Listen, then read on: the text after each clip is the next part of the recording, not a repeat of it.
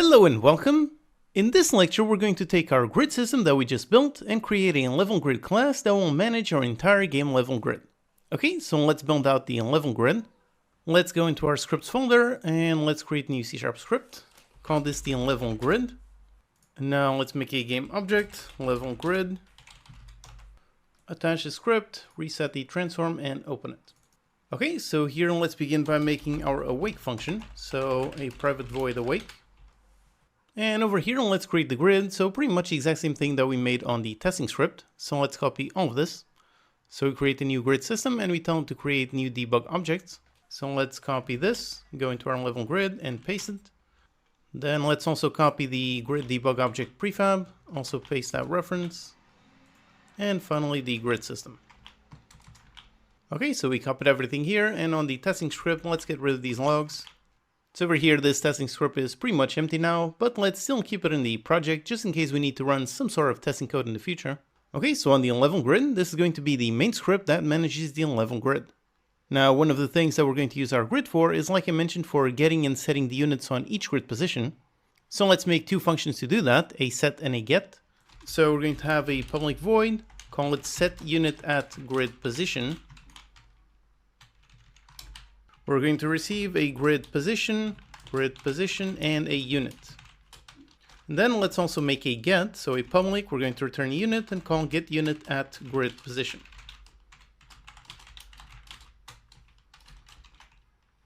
And finally, let's also add a function just to clear a unit from a certain grid position. So a public void, call it clearUnit@grid_position.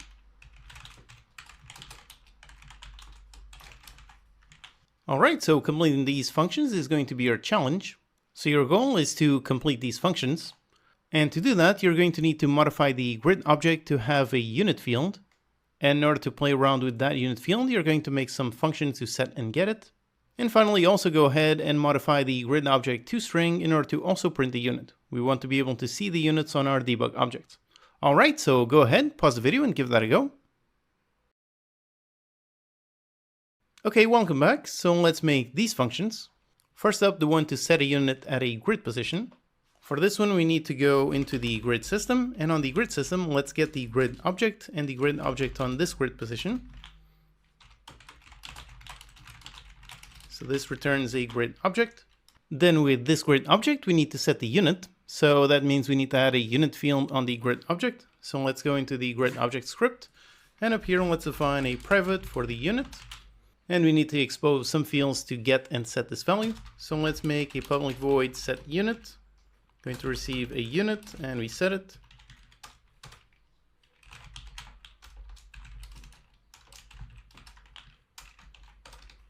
And also a public unit getUnit.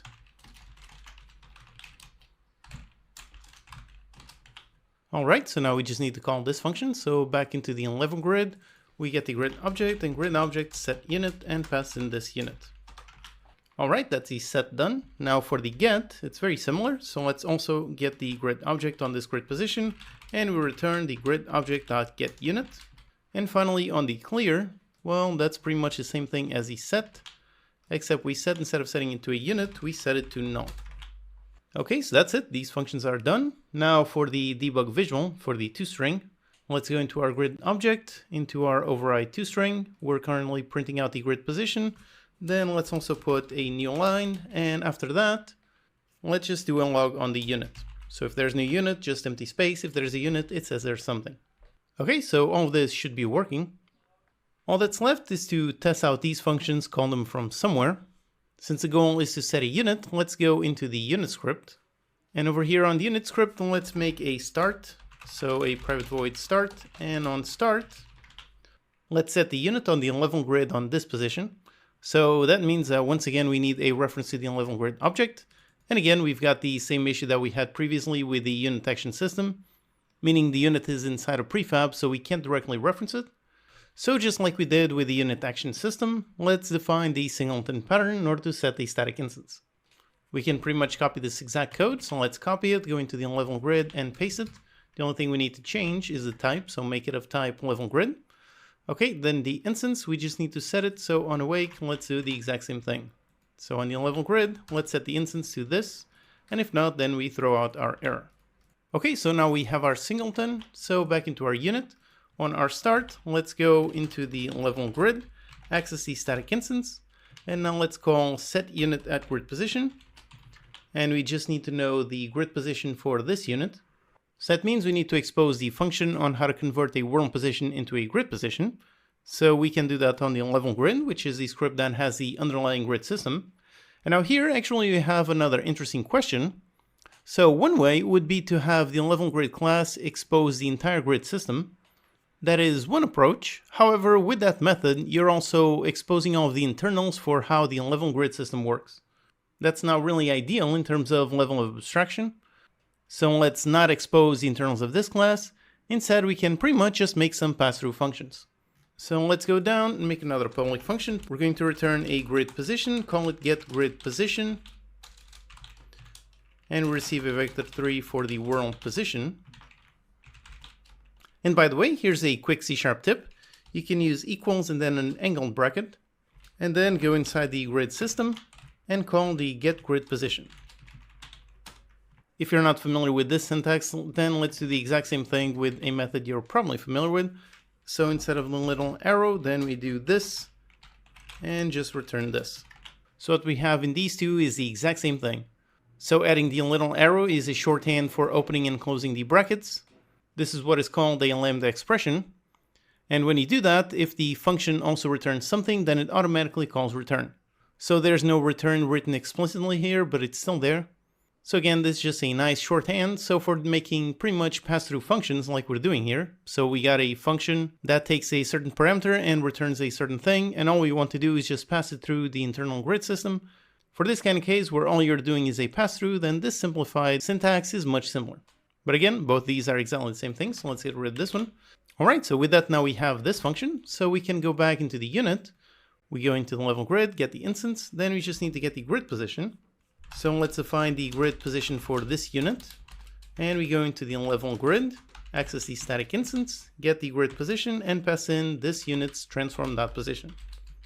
Pass in that one, and then use the grid position down here. And for the unit, pass in this. All right, that's it. So when the unit starts, it calculates its own grid position, then calls this function on the level grid.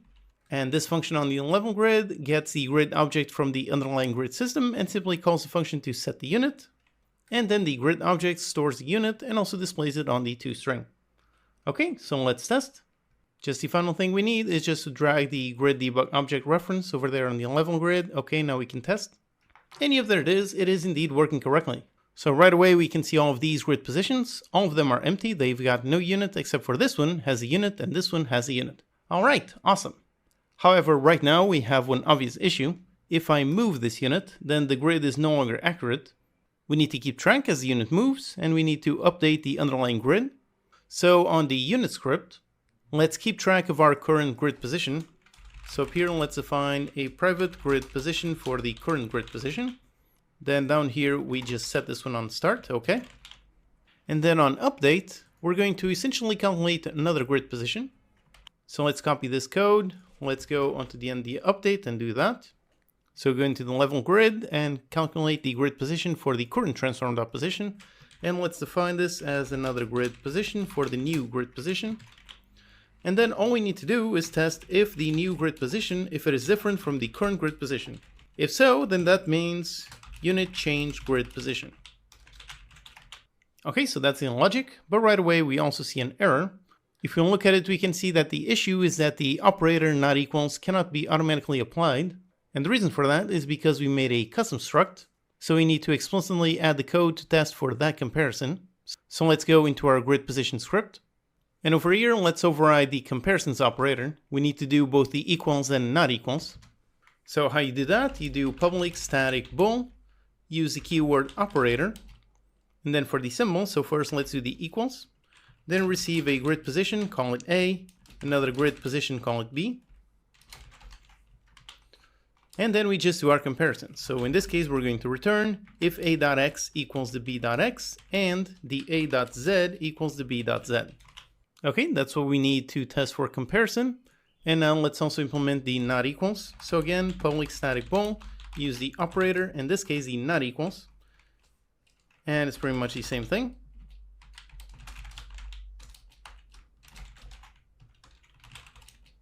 And here we could do something similar to this, or we can pretty much just use this. So use A equals B, and then just return a not. So if A does not equal B, then we have our not equals. Okay, so these are implemented. However, if we look at our grid position, over here we see a yellow line, so that's a warning. It's basically telling us that we defined the operator for the equals and not equals, but we did not override the object.equals and object.getHashCode. In order to implement the comparison as properly as possible, we also need to implement these two. And here we can actually use Visual Studio to automatically write some of it. Put the cursor on the type name, so click to select it. And then you see this light bulb right in here, and if you click on it, you see a bunch of options, including this one, generate equals and get hashcode. And if you click on it, then it automatically creates those. So here it is, a public override overriding the equals, and another one overriding the get hashcode. If you're not using VS Code or you don't see that button, then you can just manually write this code. So equals receives an object, then it tests if the object is of this type. And if so, then it tests if this X matches the object's X, the Z, so on. And it also creates the get hashcode, which just creates an hash combining the X and the Z fields. Okay, so with this we have no more warnings, so we have correctly implemented our equals and not equals. But like I said, let's do this as perfectly as possible, so we can implement an interface that is also related to equality. Let's implement the interface, which is equatable, and we're going to equate with this type. If you don't know about interfaces and generics, which is what we have here, if you don't know about those, then don't worry, I'll explain them all later. Here, let's just implement this just to, like I said, make this struct as perfect as can be. And once again, we can use the light bulb to automatically implement the interface. So implement the interface, click on it, and then it automatically writes this one. So public bool equals with the other grid position. And now in this function, we can use our own equals override. So just return this equals other. Okay, so that's it. All of this code to handle all of our equality. So all of the comparison logic that you need to add if you make a custom struct like this one. Now with this done, we can go back into our unit script. And now here we can now indeed do this comparison. So we're testing if the new grid position is different from the last grid position. If so, then that means this unit has changed the grid position. So with this, now what we want is to update the 11 grid to make note of this change. So let's make a function to do that on the 11 grid script. So let's go into the 11 grid script, and over here let's make another function. Let's call this a public void and call it unit moved grid position. Then we're going to receive a unit reference for the unit that moved. Also a grid position for the from grid position, so from where the unit came from, and another grid position for the to grid position. So this unit moved from this grid position onto this grid position. And how we do that is very simple. Really, we just need to clear where it was previously and set it where it is now. So over here we just call clear unit at grid position, pass in the from grid position, and then call set unit at grid position, and pass in the to grid position and this unit. Okay, that's it. Now we just need to call this function. So back into the unit script, when we change, let's go into the 11 grid, access the static instance, call that function, pass in this unit, the previous grid position, which is grid position, the new one, which is the new grid position. And finally, after this, let's update our current grid position. So grid position equals the new grid position. All right, so that's it. All of this should be working. So let's test. Here we are, and everything is working so far. So all the units are one in here and one in here. Now, as I click to move, yep, there you go. As soon as the unit changes the grid position, it automatically updates. So it was removed from this one and placed in this one. So now I can click to select the unit, move it, and yep, the underlying grid now works correctly. So click to move and so on. Okay, so far so good. However, we also have a slight issue. We already have 2 units, meaning we already have multiple unit selection. However, the grid object only supports a single unit. So if I have this unit standing here and I select this one and I tell it to move there, as soon as it moves, yep, there you go, it overrides that one, and now the grid is essentially broken. That's because this unit passed over that one, erased that one, and now this one does not have a grid position. Basically in our game, we're only going to allow one unit on one grid position. However, while moving, it is possible for a unit to move through another unit's grid position. So let's do a brief change in our code to make sure that our grid object does support multiple units. Let's go into our grid object script. And in here, instead of having a single unit, let's store a list of units. List of unit and call it the unit list. Okay, we have our unit list. Then when we create the object, let's instantiate our list, so a new empty list. And then down here, instead of having set unit, let's rename this to add unit. So right click, rename symbol, let's set this to add unit. Then instead of setting it, let's go into the unit list in order to add this unit. When we have the get unit, instead of get unit, it's going to be get unit list. So let's rename the symbol, get unit list.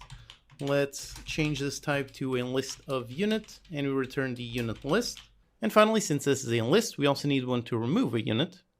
So let's make a public void remove unit, receive a unit, and we just go into the unit list in order to remove this unit. Okay. And finally, on our toString, let's write some code to print out all of the units.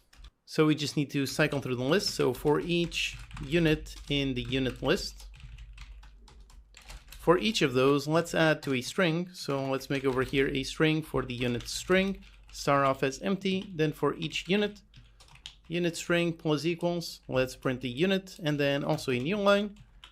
And then on the return, we return that plus the unit string. So if we have multiple units, they're going to show up on a new line each one. Okay, so that should work. Now let's go into the level grid and see what errors we need to change. First up on the set unit, we no longer have this. So let's rename this one to add unit at grid position. We get that one and we call add unit, okay. Then for the get, let's change this to get unit list. So we're going to return a list of units and we return the get unit list. Okay, so far so good. And for the clear, we no longer have a clear, we just have a remove. So remove unit at the grid position. Instead of calling add unit, we call remove unit, which means we also need a reference here. So let's receive a unit and then we pass it in here. Okay. And finally down here on the logic for the unit moving. So first we need to remove it from the current position. So remove this unit from this grid position and then we add it onto the new grid position. All right, so that's it. And now all that's left is an error on the unit script. So it is right in here, right on start. We're calling set unit, and instead of that, let's do add unit. Okay, so with that, we have no more errors. So we have correctly refactored our code in order to allow our grid object to now hold a list of units instead of just one. So let's test and see if it works. Okay, it starts off correct. There's a unit here and one there. Now if I take this one and I move it over there, and I click to go, it goes, and yep, there you go. That one has 2, and now that one has 1. All right, so the underlying grid system now has the correct state. We can even put both of them on the exact same grid just to verify that it does work. Now, like I said, with the design of our game, we're not going to allow this to happen, meaning units staying still on the exact same position, but we do want to allow them to move through the exact same grid position without causing issues. All right, great, so everything works. However, here we also have one more slight issue that you might have noticed. Since we are accessing the underlying grid object to make these changes, if you move the unit outside of the grid, if it goes there, yep, there you go, we have an error. Now over here we have two options. One option is to add loads of error checking. So check if the index exists, if the grid object exists, and do a bunch of logic to make sure that it does exist or default to something. Or alternatively, we can just validate our actions before we do them.